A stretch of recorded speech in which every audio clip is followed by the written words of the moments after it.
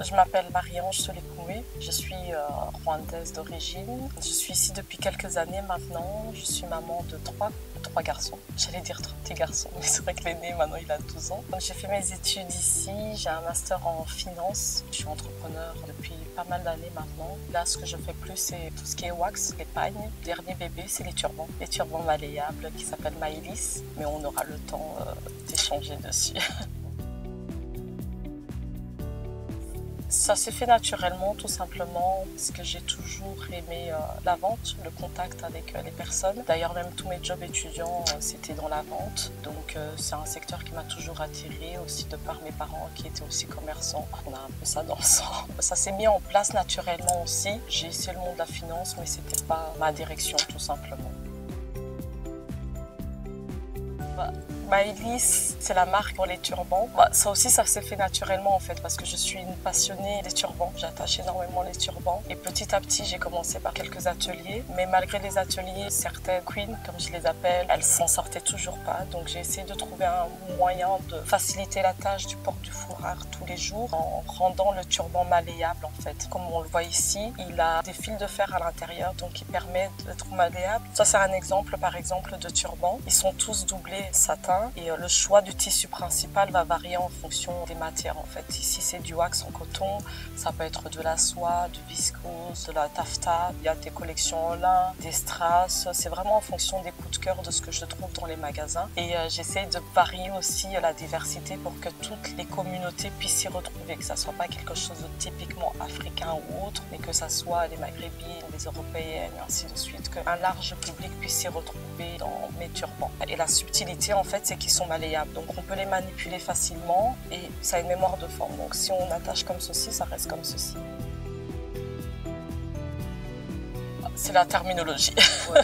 J'appelle turban parce que personnellement je trouve que ça sort bien et souvent quand on dit foulard on lise directement à une religion en fait, tandis que turban ça donne encore une autre ouverture d'esprit, tandis que quand on dit je porte le foulard souvent on associe à la religion musulmane. D'ailleurs comme moi je porte souvent des turbans, ça c'est partie des stéréotypes par exemple, certaines personnes pensent que je suis musulmane, pas parce que je porte le turban, enfin le foulard que je suis musulmane, c'est juste un accessoire de mode. Effectivement dans certaines cultures, régions, c'est lié à la religion, mais en tout cas pour ma part c'est pas le cas quoi. C'est plus un accessoire de mode pour compléter mes tenues et même moi personnellement ça me permet de me sentir bien. On a cette révélation déjà quand on le porte, on se met la tête bien haute comme si on allait être couronné et ça dégage cette prestance qu'on n'a pas spécialement au quotidien ou cette assurance aussi qui va se révéler aux yeux des autres en fait tout simplement. Déjà, la couleur de peau.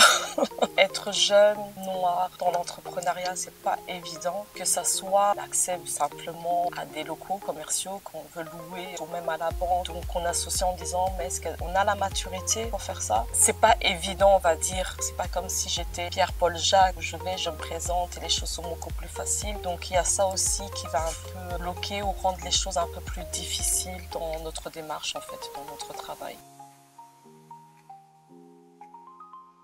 Par rapport à tout ça, donc si on englobe tout ça, on va dire aussi la légitimité. Est-ce que je suis légitime de faire ça? Est-ce que j'ai ma place? Est-ce que je peux y arriver? Est-ce que ça va aboutir à quelque chose où je me fatigue pour rien? Quand on analyse tout ça et qu'on voit le chemin parcouru, on dit ça en vaut quand même la peine. Il faut s'accrocher tout simplement parce que si on s'accroche pas, nos jeunes ne vont même pas commencer en fait parce qu'ils ne verront pas de modèle. Et d'autres difficultés en tant que femme, on va dire, c'est la combinaison de la vie professionnelle avec la vie familiale. Mère de 3 enfants dont l'aîné il est autiste, c'est pas évident tous les jours. On va dire que le plus gros challenge dans l'entrepreneuriat en tant que femme, c'est vraiment trouver une balance entre la vie professionnelle et la vie personnelle en fait. Ce que je pourrais dire, c'est qu'il faut jamais oublier le pourquoi on a commencé, s'accrocher sur ça, ne pas s'oublier en dehors de la vie professionnelle, la vie familiale, ne pas oublier la personne, parce que c'est ça en fait, c'est ça le pilier. Si on craque, si ça devient trop, on n'arrive plus à tenir la barque, donc ça va s'effondrer. Donc en dehors de ça, le plus important, je pense, c'est quand même essayer de prendre un peu de temps pour soi, pour se ressourcer et continuer à avancer en fait, parce que sinon le burn-out c'est vite arrivé et c'est pas le but quoi. D'autres conseils, c'est bien s'entourer. Être bien entouré, c'est vraiment aussi la base parce que simplement, si on est bien entouré, on va avoir quelqu'un qui va vous soulager à la maison, qui va vous soulager au travail, ne fût-ce qu'en vous donnant des bons conseils ou en vous remotivant. Donc l'entourage, c'est très très important.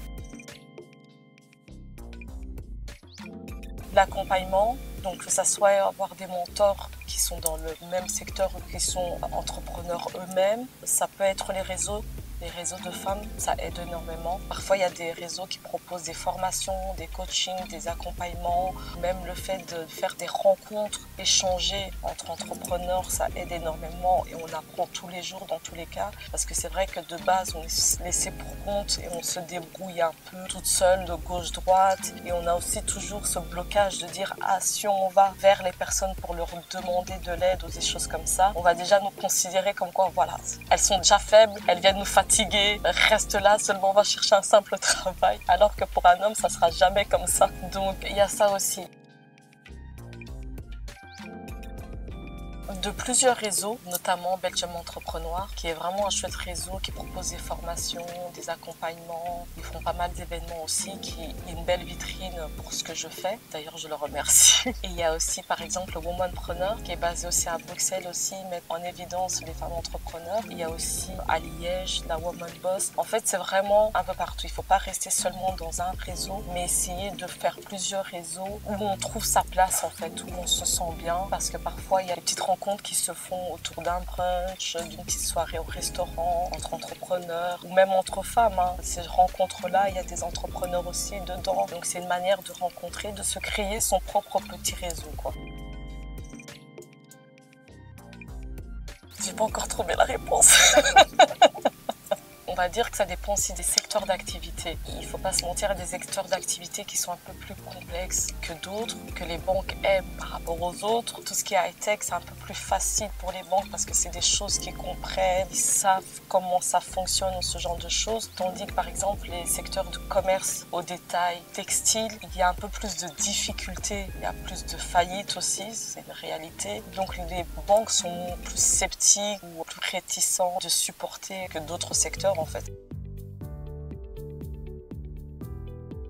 Oui, je serai de base ce que je veux et ce que j'attends de mon banquier et comment négocier ou certaines choses, je veux mieux les comprendre parce que j'ai les termes et ainsi de suite. Pour quelqu'un qui n'aurait pas les bases en finance ou ailleurs, c'est possible aussi. L'idéal, en fait, comme ça revient à ce qu'on disait, c'est être bien entouré et ne pas avoir peur d'aller poser des questions. Il y a des formateurs ou des mentors qui peuvent vous dire, oui, si tu vas à ta banque, prépare déjà ton business plan. Il faut qu'il soit carré. Il va certainement te poser telle ou telle question. Anticipe déjà les réponses à telle question et plusieurs situations pour pouvoir être le mieux préparé face à ton banquier. Comme je disais, il s'est fait vraiment naturellement en fait. L'idée c'est de simplifier le porte du foulard, donc le porte du turban, mais vraiment pour que ça soit attaché en quelques secondes. Parce que quand on noue son turban, surtout si le tissu il est long, ainsi de suite, ça prend, on se muscle les bras, on a mal, ça tient pas, ou on a tendance à trop serrer et du coup ça fait mal à la tête et c'est pas ça l'idéal. J'ai fait plusieurs tests, plusieurs prototypes. Le résultat que j'ai là, je l'ai vraiment évolué. Je l'ai fait évoluer, j'ai changé, j'ai modifié, j'ai demandé des avis, j'ai déposé dans ma famille, j'ai donné à des copines, il faut tester et ainsi de suite, jusqu'à ce que j'ai le produit idéal, on va dire. Et même là, ça m'empêche pas de tout le temps me poser la question, qu'est-ce que je dois améliorer. Je demande toujours les avis des clients, positifs et négatifs. Je dis surtout insister sur le négatif parce que j'ai besoin d'améliorer pour vous fournir vraiment le meilleur et jusqu'à arriver à ce résultat-là. Donc si par exemple je fais une simulation sur moi, donc ici le turban, ça c'est la taille moyenne par exemple. Comme je disais, il est doublé satin à l'intérieur et celui-là par exemple c'est en lin. Et là comme je le portais, j'ai décidé de mettre le côté satiné en évidence juste pour la couleur, mais sinon j'aurais pu mettre le satin à l'intérieur parce que l'avantage du satin c'est que ça va protéger aussi le cheveu. Donc c'est pour ça que j'insiste de mettre le satin à l'intérieur. Du coup il y a un côté avec le fil de fer qui va venir vraiment faire tout le tour jusqu'à un certain niveau. Et il y a un côté sans parce qu'il y a certaines personnes qui sont légèrement sensibles au fil de fer, donc elles vont mettre le fil de fer vers le haut. Ici moi je mets le fil de fer vers le bas, comme ça il me tient assez bien. Et j'ai décidé de plier en deux pour que ça soit un effet bandeau. et je le mets en bas comme ceci. Voilà, le fil de fer il est ici vers le bas et c'est simple, hein, c'est vraiment en quelques secondes. Tout ce que je fais, je prends mes 2 oreilles de lapin, je couche un côté, je twiste et ça tient déjà. Et tout ce qui me reste à faire, c'est créer la forme que je veux. Et voilà, j'ai mon turban qui est fait. Donc c'est vraiment en quelques secondes, le turban il est fait, on peut aller travailler. Donc c'est un gain de temps aussi en tant qu'entrepreneur, on a besoin de ce temps-là. Pour les personnes qui portent les lunettes, on peut desserrer ici. Du coup, on peut enlever, remettre les lunettes facilement. Et tout ce qu'on a à faire, c'est resserrer le fil de fer à l'arrière. Comme ça tient sans problème. Les turbans, ils sont disponibles en ligne, sinon ils sont disponibles au musée de Tervuren. Ils sont aussi disponibles à la boutique Afrique Wax ici à la porte de Namur. Les adresses sont sur les réseaux sociaux dans tous les cas. Sinon, vous pouvez me contacter directement via le mail du site internet. Il est possible aussi de personnaliser. Donc imaginons, vous avez une fête, un mariage, quoi que ce soit, vous avez une tenue et vous voulez un turban assorti à cette tenue. Vous pouvez simplement m'envoyer la photo et moi alors je fais une sélection de tissus que je vous propose qui pourrait très bien se marier avec votre tenue et vous aurez votre turban personnalisé. Donc ça c'est possible aussi. Je fais aussi des prestations pour les fêtes, les mariages, pour les dots. J'habille les mariés ou les demoiselles, que ça soit avec les turbans malléables ou un simple tissu long aussi.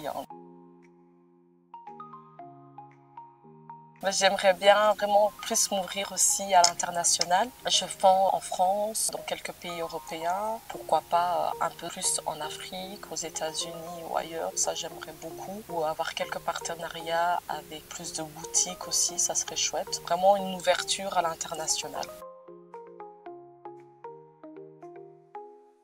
Tout simplement qu'il faut se lancer, il faut oser, en tout cas essayer, comme ça on ne vit pas avec des regrets tout simplement, et tester et voir, et si on le sent au plus profond de soi, s'accrocher un peu plus, parce que la finalité en soi ça en vaut la peine, quoi.